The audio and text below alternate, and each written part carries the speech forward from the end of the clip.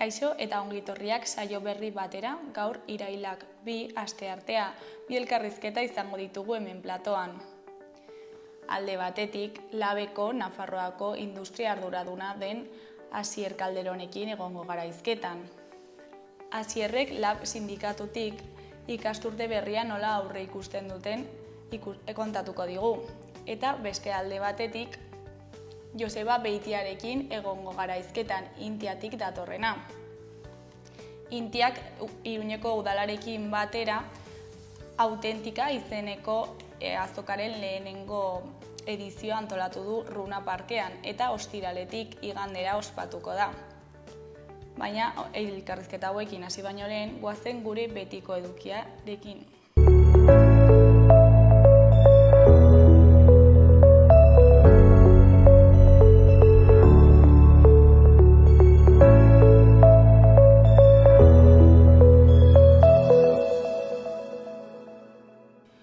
Goazen orain gaurko efemerideak ikustera. Gaurko egun batean, baina 1920ean, 1,5 milioi langilek Italia osoan fabrikak okupatu zituzten, bereziki iparraldean. Turin hiriko Fiaten piztu zen mertxa abuztuan, langileek lantokiaren kontrola eskuratu eta fabrikako kontseilua antolatu zutenean. Urte batzuk beranduago, 1963ko irailaren 2an, Andoaingo Guardia Zibilaren kuartela ikurrinaz papereztatuta agertu zen goizaldean. Frankismo garaian ikurrina debekatua eta jazarria zegoen Hego Euskal Herrian. Hori dela eta askatasunaren eta erresistentziaren ikur bilakatu zen, eta 11 ekintza egin ziren ikurrina jendaurrean agertzeko. Egun berean, baina 1987an, Euskal Herrian euskaraz taldeko 6 kidek euren kontrako epaiketa eten zuten Bergarako epaitegian. Epailearen aurrean epaiketa hura ez zutela onartzen adierazi zuten eta euskaldunentzat euskarazko justizia aldarrikatu zuten. Martxoan gaztelania hutsez egiten ari zen epaiketa bat eteteagatik zeuden deklaratzera deituak. Epaiketa hori eteteak beste prozesu judizial bat zabaltzea eragin zuen. Irteeran, ekintzaileek desobedientzierako deia egin zuten. Eta bukatzeko 2015ko irailaren 2an, Aylan Kurdi Kobaneko 3 urteko haur kurdua hilik azaldu zen Turkiako hondartza batean. Siriako gerratik ihesi zioan Greziara bidean. Berarekin zihoazen beste 12 lagun ere itsasoan hil ziren. Haurraren argazkiak Mediterraneo itsasoko krisi humanitarioa azeleratu zuen eta mundu osoan egin zen ezagun.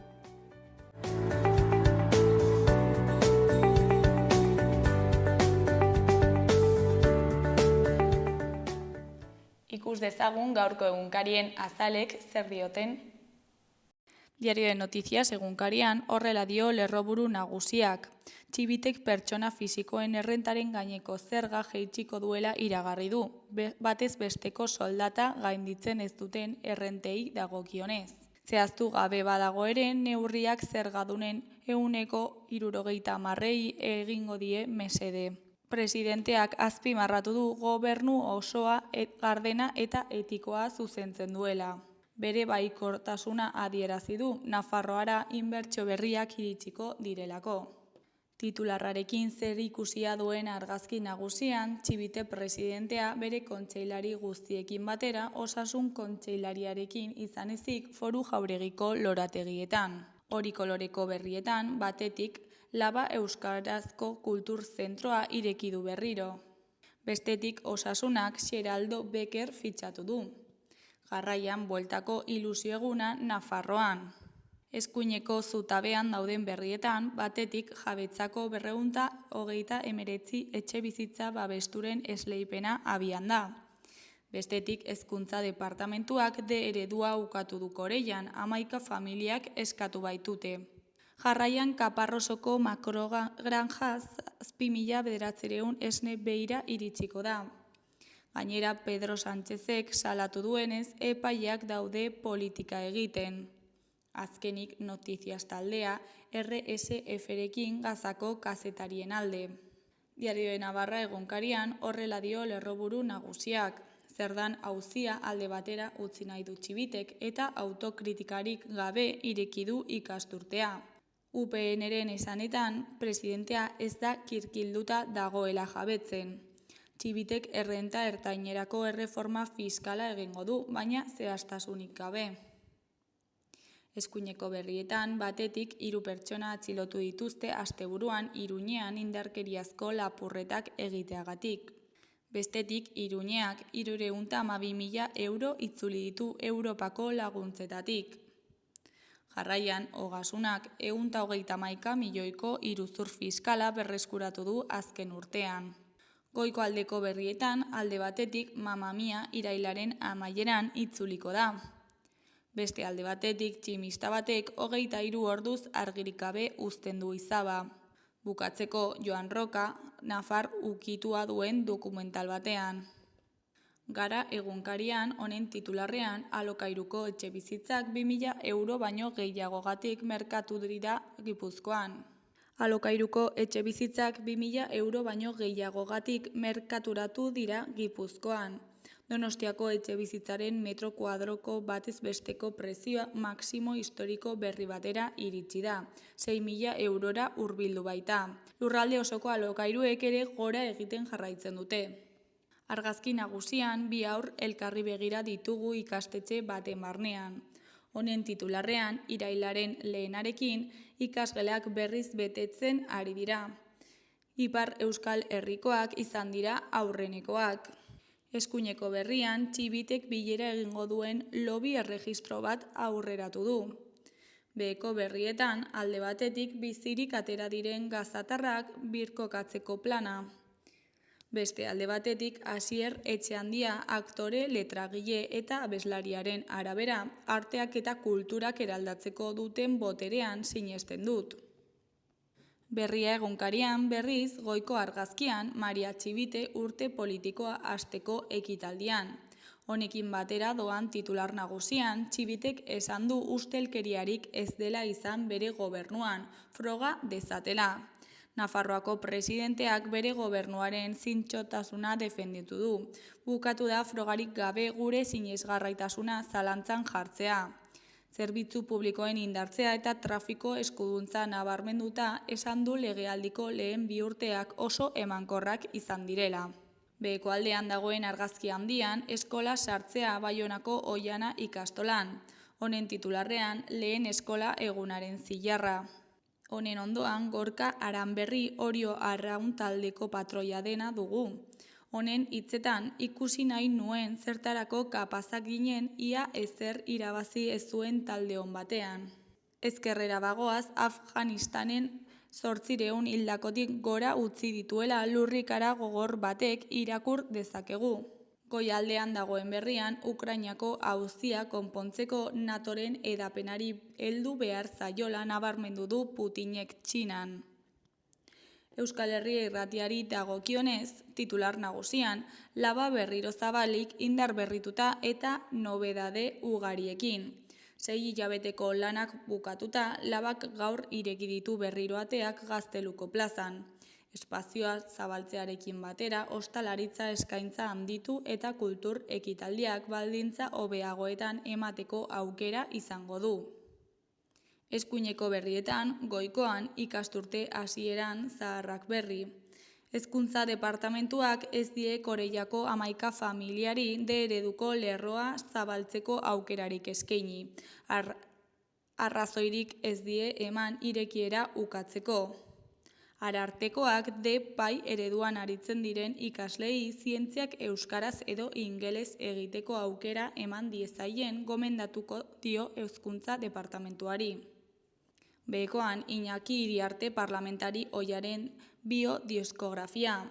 UPN alderdiko parlamentari eta kide ohi Iñaki Iriarte izan dugu irratiko biodiskografia izeneko tarte musikalean.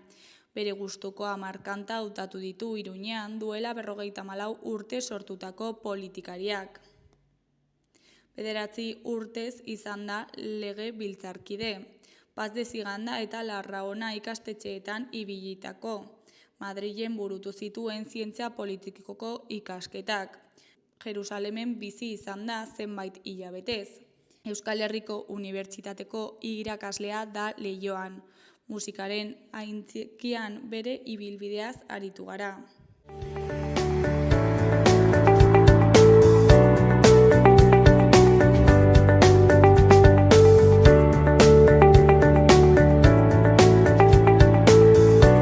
Kaixo, lehen aipatu dugun bezala, orain Labeko Nafarroako industria arduraduna den Asier Calderonekin gaude. Kaixo, zer moduz? Ongi, hementxe, pixkot matxa hartzen ikasturte honetan. Orain iraila da eta ikasturte hasiera daukazu Laben ere, ez? Eta nola dago orain industriaren egoera Nafarroan? Joan den ikasturte korapilatxoa ikusita gero, kokatzen, ez? Azkenin ere udan sartu ginen moduan, ez? BSH-ko itxiera ofizializatuz. Oraindik abendu arte irekita jarraituko baldin badu ere. Eta izan dugu ere joan den ikasturtin zundegi, Tenias Omega, horrelako prozesuak, eta ikasturte honetan saiatzen eraikitzen, ez? Hainbertze suntxiketaren ondotikan, nola kokatzen garen eta nola hartzen dugun norabide bat Nafarroko industria berrindartzeko. Eta nola iritsi gara puntu horretaraino? Zein izan da pixkat bilakaera azken aldi honetan? Faktore desberdina daude, ez? Azkenin egia da joan den ikasturtean pilatu zirela horrelako prozesu pila bat, bino ere elemento batzuk luzetikan etortzen direna, azkenin ikusten dugu Nafarroko hainbat eremutan non industria tradizionalak, oda metalgintzarekin lotuak eta pisua galdu dute, ez? Bastan Bidasoa dela kasua, edo Iruñerrian ere bertze adibide batzuk badire, eta horiek horren denboraren poderioz joan dire beraien tamaina txikitzen, eta orain ere zaigu inori eskautzen, joan den ikasturtea ere parametro internazionalean egon direla horrelako mugimendu egitzondia, Txina indartu da, bino egon da gerra komertziala, eta azkenin merkatuak urduritzen direnean langileria da kaltetu ateitzen dena, eta kasu honetan horren adibidea ikusi dugu. Orduan, egoera internazional sozioekonomiko ero horrek gurean ere eragina izan du, ez? Eta urte hauetan pandemiatik anonata eta ere mundu mailan, ez? Produkzio ereduak, non kokatzen den, apostuak eta ere birkolokatzen ari da, eta BSH-ren hau erranginun bere momentun, BSH-ren itxiera erabaki komertzial bat zen, erabaki enpresarial bat, eta pixkot horreri erantzuten zion ere. Orduan, elemento desberdin hauniz batire ekuazio horretan, bino izan dute ondorio nabarmenena izan du da hainbat enpresa esanguratsu edo txikitzen joan dire sektore batzuk edo enpresa horiek ixterako bidea hartu dutela. Eta orain ze puntutan daude enpresa ezberdin horiek? Batire sektore batzuk, oraindik irekia daudenak, ez? Joan den ikasturteko berri izan duzen ere Arcelor Legasan zuen lantegia itxiko zuela, hori ere gauzatu egin da, itxiera prozesori, eta urteetan bere tamaina txikitzen joan da gure erkidegoan, ez? Hor badaude aukerak oraindik berrindartzeko, ze enpresa horiek oraindik kokatuta daude hemen, bertze batzuk aukera gutxigo ematen dute, eta gero ere ulertu beharra duguna da industria zabala dela, ez? Honizan pentsatzen dugunean industria etortzen zaigu Volkswagen bezako enpresak, automozioarekin lotuak, edo Arcelor bezalakoak sidrometalurgiarekin lotua daudenak, kimikak ere, horiek egia da kimiketako sektoreak azken hamarkadeetan eta ere bere pisua handitu dutela Nafarroan, bino sektorearen barrenin kokatuko genuk ere alimentazioarekin lotua daudenak, ez? Konserba vegetalak deitzen den sektori, gehien bat herriberan eragina dutena, eta hor ere sektore bat da industriala bertze batzuekin alderatuz, edo bertze sektore batzuk ez bezala handitu dena urteen poderioz. Positibo da ere sektori handitzea, ze Nafarroa elikagaiekin ere badun pisua eta iruditzen zaigu dela sektore bat indartzea garrantzitsua dena, bino hor badugun erronka eta badagoen arazoa da lan baldintzena. Soldata maila, hor lan egiten duten sektore honiz feminizatuak eta razializatuak daude, enpresariek baliatzen dire beraien egoerataz lan baldintzak prekarizatzeko, eta hor ere badago erronka bat kasu horretan lanpostuak sortzen dire, bino ez dire izan beharko baldintzetakoak bertze sektore batzuetan suntsintzen ari dire, eta egin beharra dugun lanketa da ea nola mantentzen ditugun ere lanpostu horiek. Eta orain gutxi gora bera, ze garrantzi dauka industriak Nafarroan besteekin alderatuta, ezagik berako joera hartzen ari duen? Industria ulertzen baldin badugu bere zabalera osoan, gea da, dirudinez datuk erraten dute, lanpostuak sortzen ari direla. Eta industria Nafarroan badun pisua eta garrantzia ezinbertzekoa da. Utxa Volkswagenek, Volkswagen bezalako faktoria batek, badun barne produktu gordinean badun garrantziengatikan, bere inguruan sortzen duen lanpostuengatikan, auxiliarrek direla eta bar, garrantzia du. Eta gero hortaz haratago erran duguna, bertze sektore batzuk, igual lemizko botean ez ezkigunak etortzen sektore industrialak moduan, bino pisua irabazten ari dire, sortzen dituzte lanpostua unitz, eta hor badaude, eta ez dugu lertzen al, ez da inoiz ulertu ahal izan du azken hamarkadetan, gaur egunez ere eta etorkizunean ere gure ustez hala izango da, Nafarroa industriarik gabe. Modu desberdinetako industria, ziur aski sektore batzuk eraldatu beharko direnak ere, bino Nafarroan industria nahi eta behar dugu. Eta bertako langileen lan baldintzak nola daude? Tamalez arlo horretan guzti okerrera. Ikusten dugu nola enpresa batzuk urteetan borrokatzearen ondorioz lan baldintza duinak lortu dituztenak, BSH horren kasu bat izaten aldara, eta lan baldintzena ere dela arlo bat agitzabala dena, zen izan jora dugu lanaldi kopurua eta soldata. Hor barkire bertze arlo batzuk, ere ikusten ditugu nola lan eriotza datuak goiti egiten dute, eta gehien bat sektore industrialetan ematen dire eriotza hoie, baita eraikuntzan eta bar, orduan hori ere lan baldintza dire, bizirikan ateitzen lantikan elemento bat da. Bino ikusten ditugu ekonomikoki eta lanaldian atletikan lan baldintza onak izaten dituzten hainbat enpresa, edo langile kopurua murrizten dituzten, edo zuzenin itxi eta kaleratzen dituzten, orduan sortzen diren berriak, enpresa berri horiek, bai edo bai, lan baldintza okerragoak dituzte, prekarizatzen da arlo horretatikan, eta bertze sektore batzuk erran dugun bezala sektore industrialekin zer ikusi dutenak, kasu honetan herriberant ikusten duguna kontserba vegetaletakoak, lan baldintza giz kaskarrak dituzte. Eta hori patronalek berak onartzen digute. Joan den ikasturtin, hasi ginen lanketa bat eta ikasturtenetan segituko dugu, saiatuz Nafarrorako kontserba vegetaletako hitzarmen bat lortzea. Azkenin gure eremuko hitzarmenak objetiboki lan baldintzako betzen dituzte. Eta patronala, kasu honetan da patronala bat Aragoi, Nafarroa eta Errioxa barne biltzen dituenak, onartzen zigun lan baldintzak ez zirela onak, bino hitzarmen batek konpetibitatean galtzea suposatuko zietela. Bino onartzen ziguten lan baldintzak txarrek zirela. Orduan, gu horretan lan egin dugu eta segituko dugu horretan. Eta normalean lan hitzarmen propio bat eskatzen duzu, zer esan nahi du honek eta ze garrantzi dauka?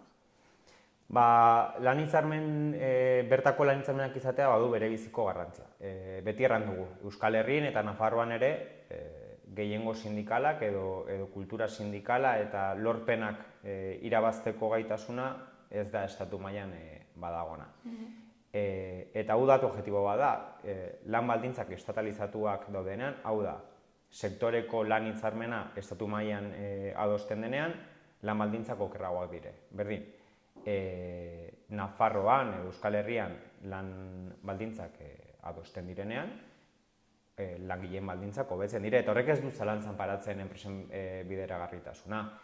Eta gero ikusten dugu nola batiren hainbat sektore Nafarroan, kasuan aipatu dugu kontserba vegetalak, bino grafikagintza ere sektore garrantzitsu bat dena, bere garaien izan zen hitzarmen bat, bino interes enpresaren gatikan utzi zen erortzen, hau da, gaur egun ez da existitzen, eta borrokatzen ari gara ere berreskuratzeko, sektore horietan lan baldintza estatala direnak, baita ere esnekiena edo haragi industriarena, lan baldintzak kaskarragoa dire. Ez dut uste inor sektoreetan pentsatzen duenikan lan baldintza onak dituenak. Orduan, garrantzia badu hemen bertze borondate batzuk baditugulako, bertze kultura sindikal bat eta bertze gaitasun bat.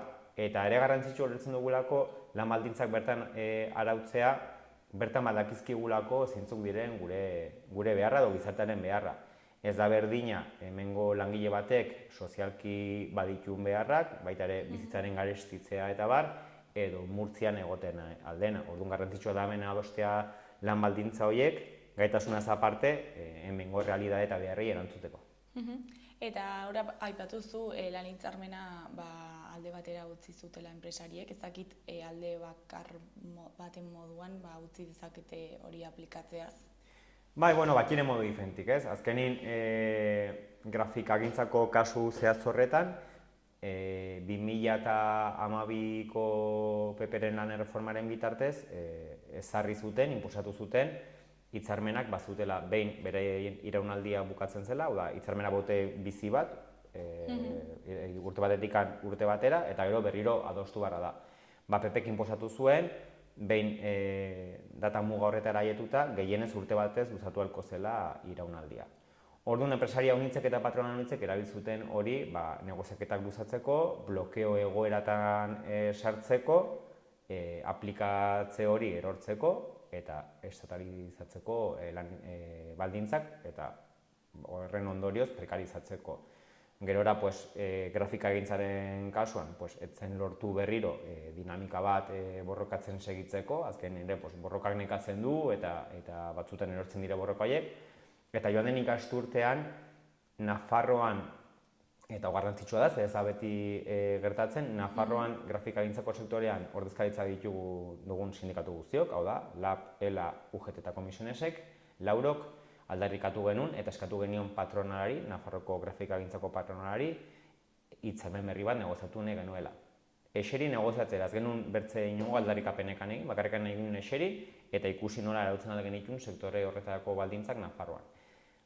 Erantzuna izan zen ezezko borobil bat, erranez, lehenbizko eskalari etzen erantzunik egon sikera, bigarrenera erantzuna izan zen, beraien ustez sektore ongi funtzionatzen zuela, momentu horretan dagoen hitzarmenarekin, eta dagoeneko hitzarmen bat zegoela, estatu mailakoa. Mino garbi dago, eroso daudela horretan, lan baldintza prekarizatzen dituztelako, eta beraien onurak zertxo bait ahonditzen dituztelako langile baldintzen kontura. Gero ere, aurrekoarekin zerikusia duena, uztailean LABek salatu zuen Nafarroan 600 lanpostu baino gehiagoren zuruntziketa injustifika ezina. Ez dakit oneri alternatiba edo konponbideren bat proposatu duzuen? Baiz, 600 mino gehiago hoien zati handi bat, BSH-ren prozesuaren ondorioz da, eta ikusi ginen nola BSH-ren itxiera, lehen horran dugu, erabaki enpresarial bat izan zen. Mino horre izan ginen ere ikasturte horretan Suntsundegi, eta Suntsundegi urtetan diru publiko haunitz sartu da, kontroli gabe. Egia da, Suntsundegiren azken urteetan bai egon dela instituzio publikotatikan kontrol saiakera handiago bat, fiskalizazio bat, ongi ulertuta, hemen diru publikoa sartzen da, ea nola bilatzen dugun enpresonen bideragarritasuna, ordurakoia berandua zen. Guk uste dugu arlo publiko, instituzio publikoak haunitz egiteke badutela enpresoiek bai gelditzeko eta bai errentagarriak egiteko. Ardura moral eta politiko bat dute Nafarroko industriarekiko, are gehiago Suntsundegi kasuaren bezala Napar guztion milioiak eta milioiak sartu direnean, eta gure ustez sektore batzuk bai produzitzen dutenagatikan, bai Nafarroan kokatu den eremuengatikan, azkenin Nafarroaren biztanleria kokatu dago agitz erdigunean eta hainbat eremu biztanez ustutzen ari dire, eta horrek lanpostu duin eskaintzarekin zerikusia badu. Orduan hainbat eremu eta hainbat enpresa, edo BSH-en kasu, zuzenezko sortzen zituen lanpostuengatikan edo ez zuzenezkoengatikan, nun Nafarroko gobernuak kasu honetan, edo Nafarroko instituzioek eskuartze zuzen bat hartu behar dute, eta zergatikan ez sektore publikoko gestio zuzen bat, hainbat arlokoa. denontzako normala da osasungintza edo hezkuntza eremu publikotik gestionatzea, eta hala izan barra da, ze oinarrizko eskubideak dire, denon erran dugu, Nafarroa industria behar du, eta industria hori gelditzeko gure ustez paper garrantzitsua jokatu beharko zuten are gehiago instituzioek. Eta hortikan haratago, industria ez bakarrikan Nafarroan, ez bakarrikan Euskal Herrian munduan, hurrengo urteetan, ez urte luzeetan, ze denboraz larri baguzi, bino bilakara bat behar du, transizio ekologikoari begira, zer sortzen dugu, nola sortzen dugu, eta Nafarroan industria mantentzea eta hunditzea nahi baldin badugu, birregokitzapen hori edo birmoldaketa hori eman barra dugu, eztabaidatu beharra da, eztabaidatu beharra da eta adostu beharra da langileekin. Eta prozesu hori hemen mantentzeko garrantzitsua da, eta tartin ere eztabaida garrantzitsu bat iruditzen zaigu lanaldiarena. Ere ez bakarrikan lanpostuak sortzeko, horrek izango zuen erlazio zuzen bat lanpostuen sorrerarekin, baizik eta lanpostu horien duintasunarekin, ze denbora eskainalizatzeko zaintzari eta bertzarlo batzukei lanaldiaren eztabaida iruditzen zaigu agiz garrantzitsua gure gizartearekiko. Eta ez dakit erakunde publikoekin eztabaida hori proposatu zuen edo ez, izan duzuen? Bai, aldarrikapen horiek egin ditugu, desberdinak eta gehiago, bai lanaldiarena, bai aipatutako eremu publikoaren esku hartze zuzenarena, are gehiago joan den ikasturtean egon ginen ikan ere murgilduta Nafarroko industria legearen eztabaidan eta ekarpenetan, dirudinez ikasturte honetan bukatuko da, do lege horrek bere bidea akautuko du eta ezarriko da. Baina, gu ere egin genituen bat ekarpen, batzuk aipatutako zentzoietan, horiek ez dire kontuan hartu, bere momentun publikoki hori salatu edo kritikatu genuen, baina, oraindik gelditzen dire lege horrekiko pausu batzuk, parlamentuari begira eta bar, orduan gure asmoa bai bada, aldarrikapen horiek, azken finean lege hori, azken ukituak emango dieten horiekin, kontun hartzeko elementu horiek eta gure perspektibatikan azaldu zergatikan garrantzitsua diren elementu horiek.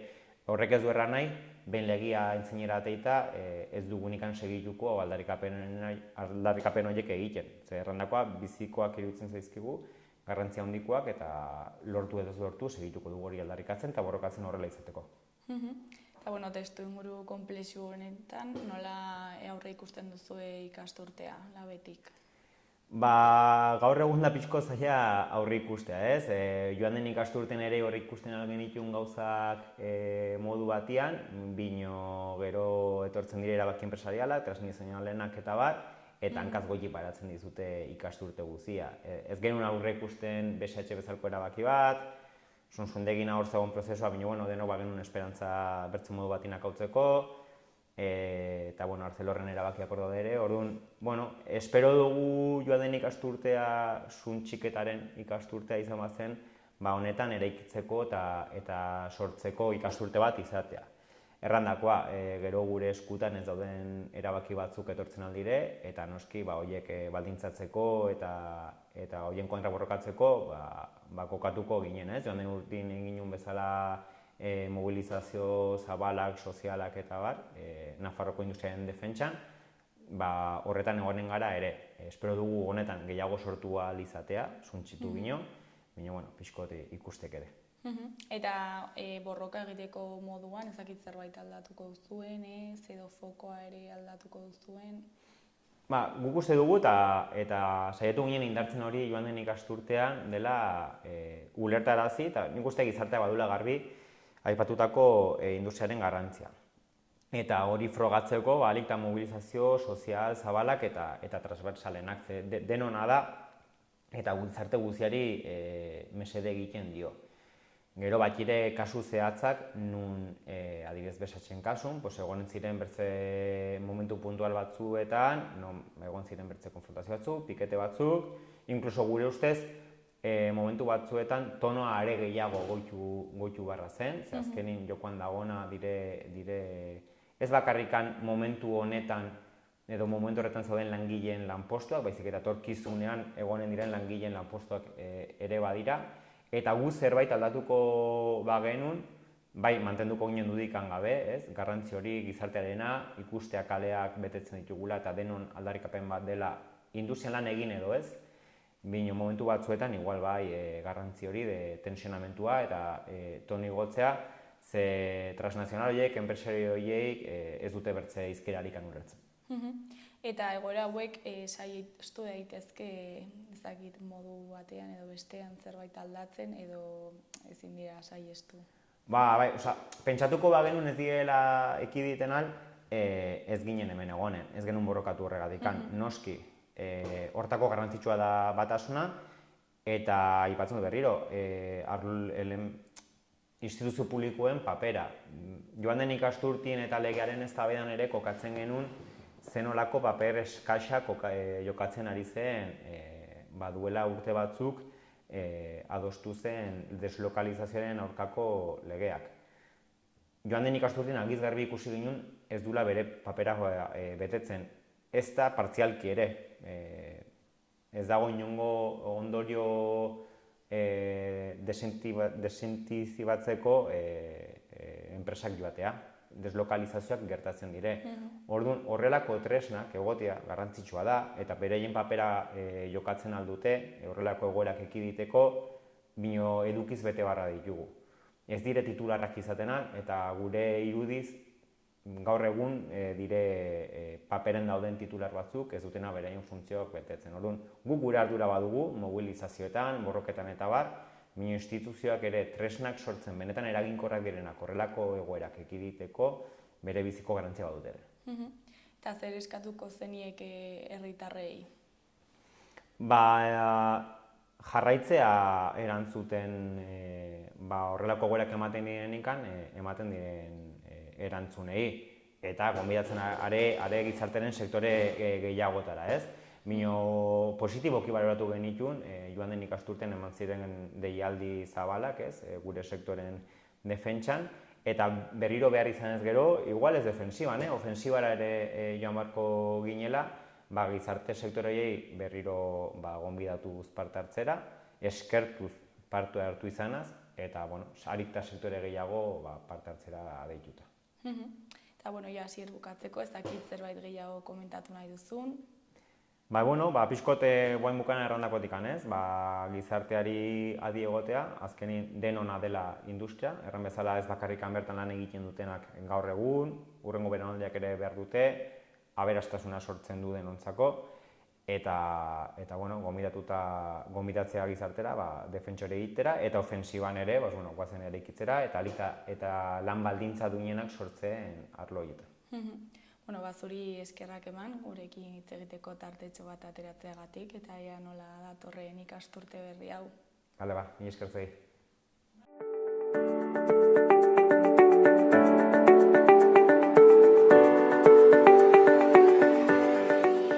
Gaurko eta biharko eguraldiaren iragarpena ikusiko dugu orain. Gaur, asteartean, hodeiak ugariak izango dira oraindik, baina erdi mailako hodeiak eta goi-hodeiak nagusituko direnez ez dute garrantzizko ondoriorik ekarriko. Zeruari zuriska kolorea emango diote. Goizean hegoaldeko haizea ibiliko da, eguerdi aldera ipar-mendebaldera egingo du. Egun senti fresko samar baten ondoren, eguneko temperaturak gora egingo du. Beroenak 25 gradu ingurukoak izango dira. Asteazkenean temperaturak gora egingo du eta udagiroa itzuliko da. Egunaren lehen partean hegoaldeko haizea ibiliko da eta epeltzeko joerari eutsiko dio. Maximoak 28-31 gradu ingurukoak izango dira. Goizean zerua oskarbi egongo da. Arratsaldean haizeak ipar-mendebaldera eta iparraldera egingo du eta hodeiak ugarituz joango dira, batez ere kantauri isurialdean. Bertan, arratsalde gau partean zerua lainotu samar geratuko da.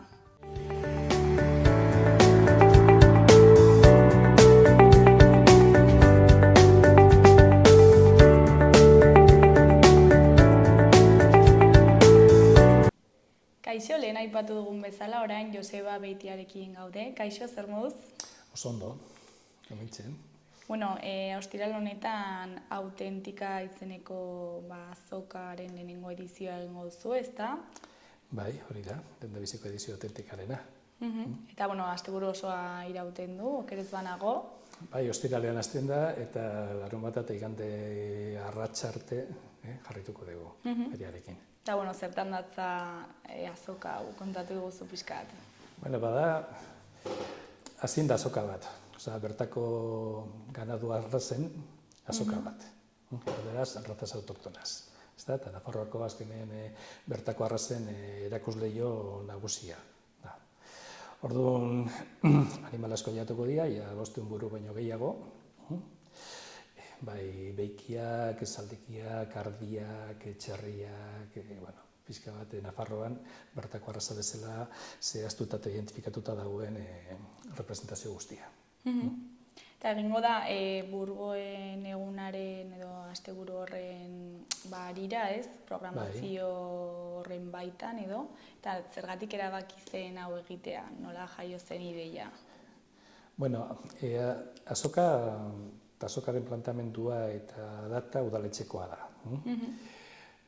Udaletxeak zaukan kezka bat, pizka bat Iruña beti izan duela abeltzainekin eta abeltzantzarekin lotura handi bat, eta azkenen urteetan pizka bat hori gizarten ondorioz galtzen joaten da, eta baita ere pizka bat Iruña zituen bere hazienda feriak, ganadu feria, San Miguel eta San Fermin horiek ere gainbera dijoaz. Orduan, nahi zuen bultzada bat eman sektoreari, gerturatu azkenen abeltzain sektorea gune urbanora, urbano inguruan biziren jentearen gana, azkenean bi mundu gerturatzeko, eta hortik hasi zen pixka bat eta anteatzen noiz izan ziteken zer egin daiteke. Gero bigarren partez izan daude Pirenaika, Latxa, arrazen bulegoak eta teknikarik, eta horiek urteetan zeramaten azoka on bat egiteko bertako arrazak ardatzartuta.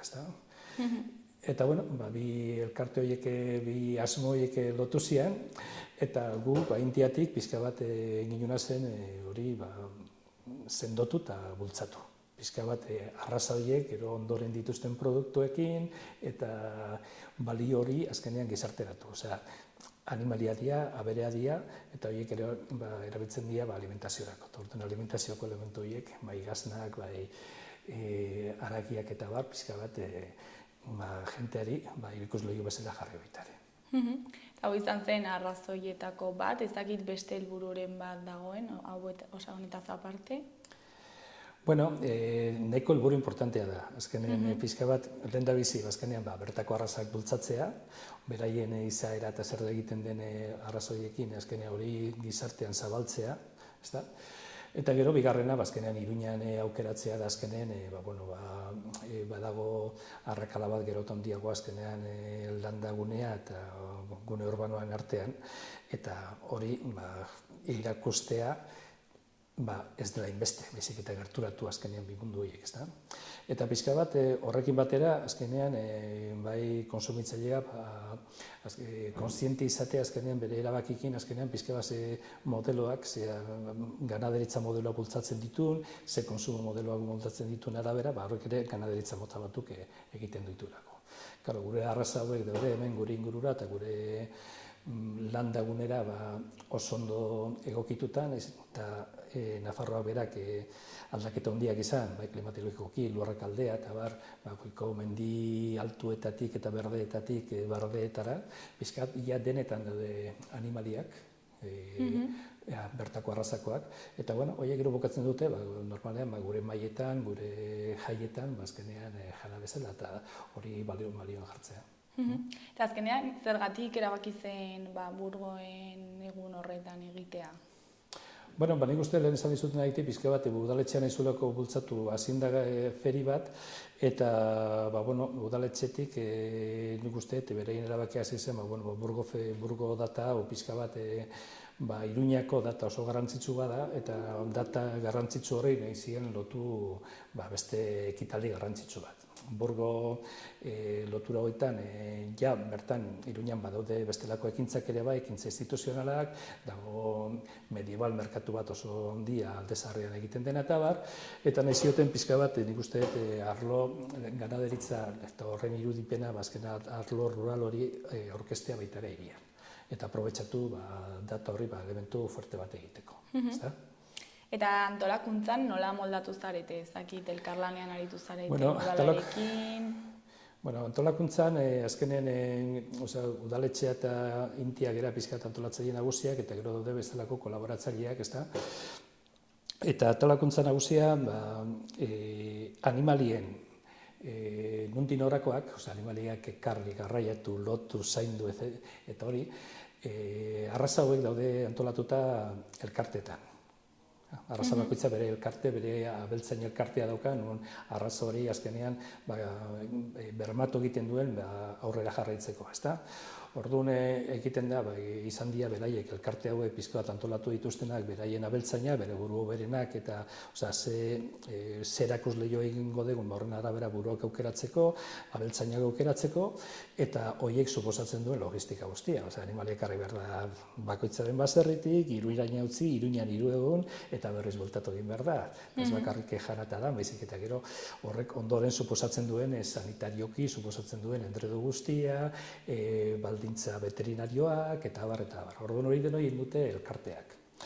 Bestalde batetik, guk Intiatik eta Reino Gurmetik pixka bat antolatu duguna da, azkenean bertan ferian egongo den bertako produktuen merkatu txiki bat, 21 puesto izango dienak, eta non hor bai emango diogu garrantzia eta batez ere bertan Nafarroan toki ezberdinetan dauden abeltzainak salmenta zuzena egiten animaliena, haragiena, loteetan eta bar, nahi dugu pixka bat horren erakusleio garrantzitsu bat jarri, karpa berezi bat jarriz, eta gero bestalde batetik, Intiatik, pixka bat egin duguna da arlo gastronomikoa, animali hauei, arraza hauei lotutako arlo gastronomikoa horrekin eskintza bat osatu.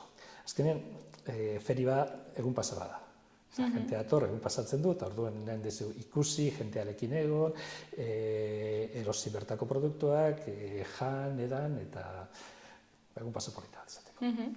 Eta, hau dena, non moldatu duzu, imaginatzen dut, beharko dela leku handi bat, prestatu egokitu animalien beharretara ere. Denoi behar dugu Urrunako parkean, Iruñan, San Ferminetako barraka jartzen dien parkean. Orduan horre udaletxeak pizka bat departamentu ezberdinak jarri digu harremanetan, eta hain ubikatu ditugu horren behar dien arraza guztiak. Eta horrengo dia nagusiak, eta horrengo da baitare merkatua, eta egongo daia baitare gune gastronomikoa, eta gero bestalde batetik, Korralillo zen, zezenak gordetzen dian tokita San Ferminetan, han izango ditugu pizka bat animali apur bat berezienak eta basatienak, adibidez, Kasta Navarra behikia, plazetan ibiltzen dena zezenketetan, edo betizuak, edo sasiardik, animali batzuk, azkenean ez dizut esango basatia salvajea diela, baina ia, ezta? Orduan horiek egongo dira Korralillo zen. Orduan izango dira bi gune nagusi bat Urrunan, eta gero Korralillo zen bertako etxoletan egongo dira bestelako animali batzuk. Eta ze arraza aurkituko ditugu honetan? Nafarroan dauden ia arraza autoktona guztiak. Adibidez, ardietan izango ditugu latxardia, baita izango ditugu Nafarroko arraza, eta gero sasiardia. Gero behikietan izango dira Pirenaikoa, hori oso edatuta dago Nafarro osoan, baina baita ere Kasta Navarra, pizka bat zezen plazetako pizka bat arraza hori, arraza mardul hori, eta baita ere betizua.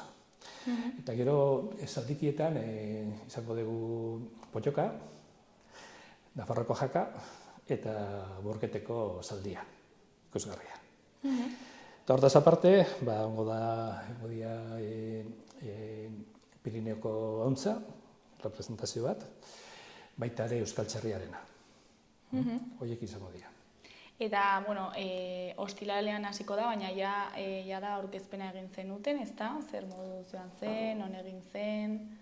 Bueno, aurkezpena egin behar genuen, pizka bat jenteari gogorazteko, asteburu honetan, egun bat gordetu dezatela, gure feria hau, eta behar degune esfuerzo eta indarra hau pizka bat gozatzeko. Orduan, balorazioa aurkezpenena da positiboa, azkenean zein gizarteari esan kontuz, 5 eta 7 hemen gaude, hau izango dugu, eta lanzatu dugu, eta orain dator bata beste netean. Ere, hitzaldi ziklo bat antolatu zenuten, ez dakit hau egingo den aste honetan zehar? Aste honetan zehar egingo da, eta hasiko izango dira aste artea, aste azkena eta osteguna. Eta, pixka bat lehendabiziko gunean apur bat azalduko dugu Nafarroan zein egoeran dauden azkenean bertako arrazen egoera, espezie ezberdinak zein egoeratan dauden, ze zenso, teknikariak ongo di hori azaltzen. Gero, azkenean, ingo dugu azkenean larretze estensiboaren eta komunalaren gestioa animali hauekin, espezie hauek klabea diak, azkenean gure larreak, mendiak, komunalak azkenean horien zeinketarako. Eta pixka bat horrez lan egiten ari dian, bai teknikoak eta baita abeltzainak.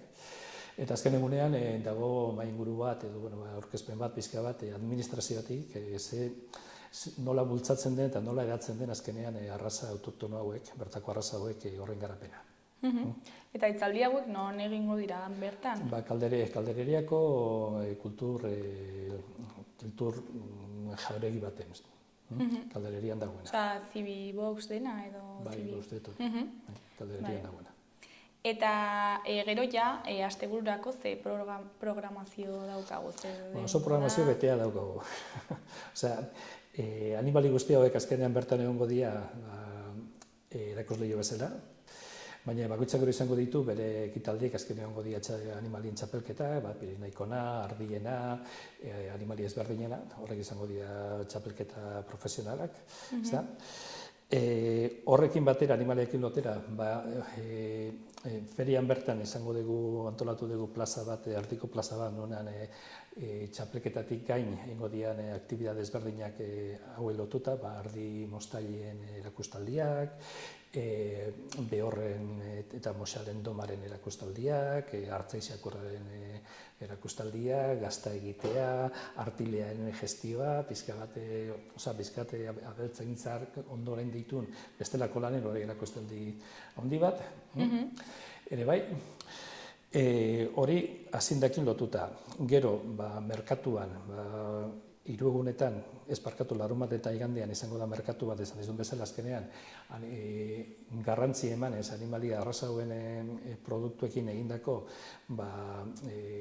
alimentazioko jakiak horien erakusleio bezala eta salmenta puntu bezala. Eta gero bestelako Nafarroako kalitatezko alimentazioekin eta osatuta. Guztira 22-23 ekoizle egongo dira. Hor tartean, bai egongo dira 6 abeltzain, Nafarroako 6 abeltzain, salmenta zuzena egiten duten haragina, eta pixka bat, 2 egunetan egongo dira, pixka bat azaltzen eta erakusten pixka bat nola egiten duten, beraien eskaintza, eta batez ere, bezero ere bilatzeko. Izango da puntu bat, azkenean, bai ekoizlea eta bai bezeroa topo egiteko, eta azkenean telefonoa pasatzeko eta salmenta garatzeko. Beraientzat, aktibidadeo salmenta zuzenan, azkenean, rentabilidad aldetik eta oso importantea da. Horrekin egin nuen berezeki bultzatu. Eta gero, gune gastronomikoan, 3 egunetan, izango dugu pixka bat egingo dugu arrekia, ostiralean moxala erreko da eta degustatuko da.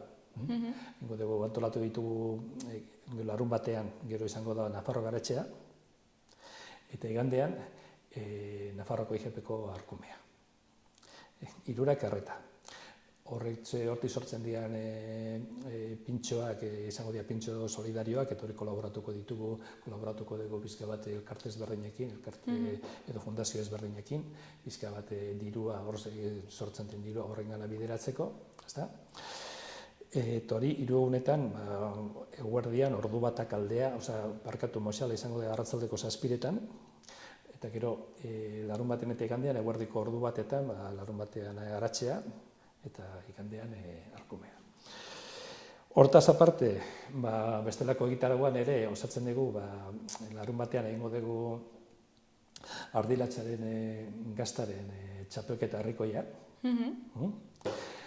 Hartzaileak eta industriak aurkeztuko dituzten beren ardigaztak latxasneak ineindakoak, eta jendeak probatuko ditu denak eta botatuko dut, handik aterako dira, txapeldun batzuk hartzaileak eta txapeldunak industriakoak.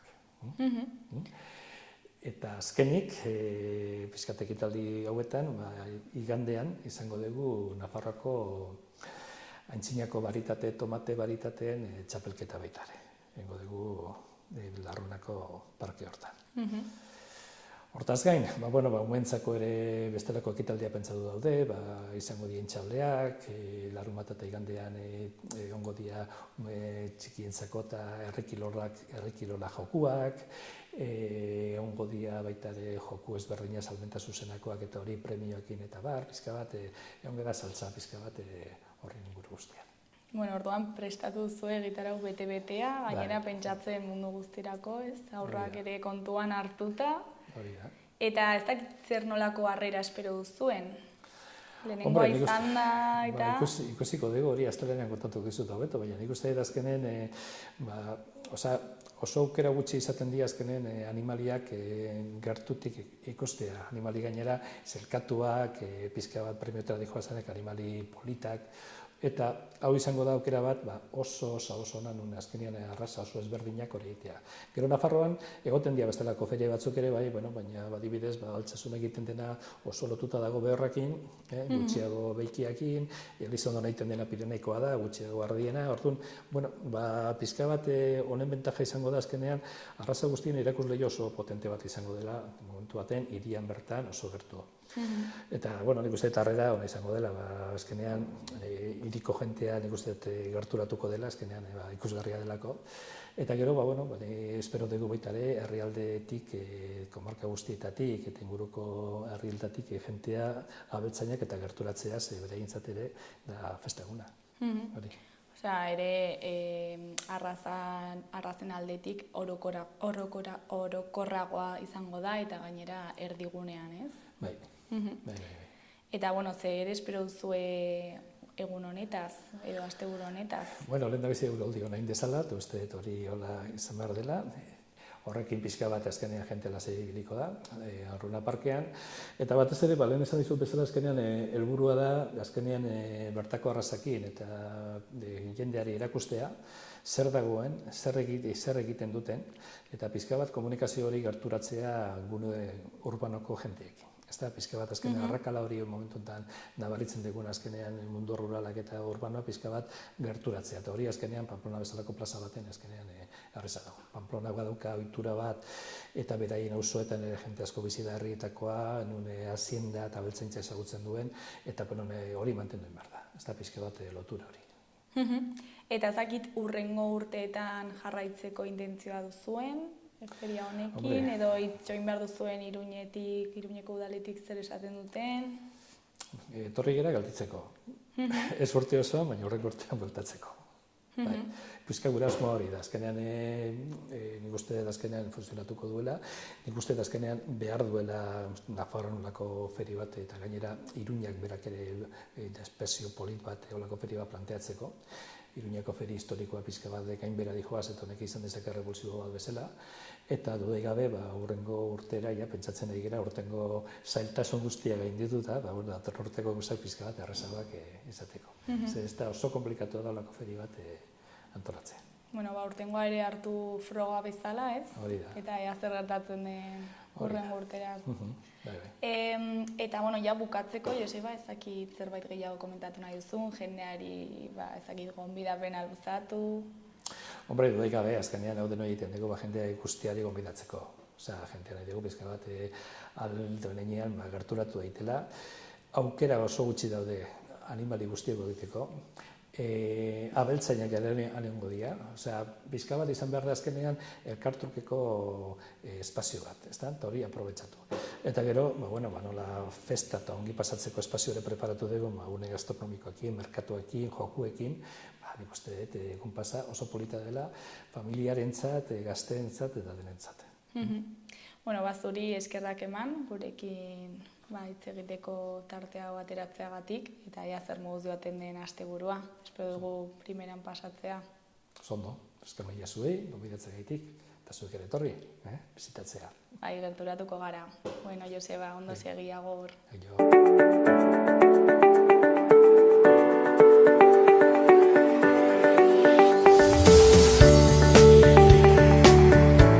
Gaurkoz, hau izan da dena, bihar itzuliko gara eduki eta elkarrizketa berriekin. Mi esker zuen arretagatik, agur, bihar arte.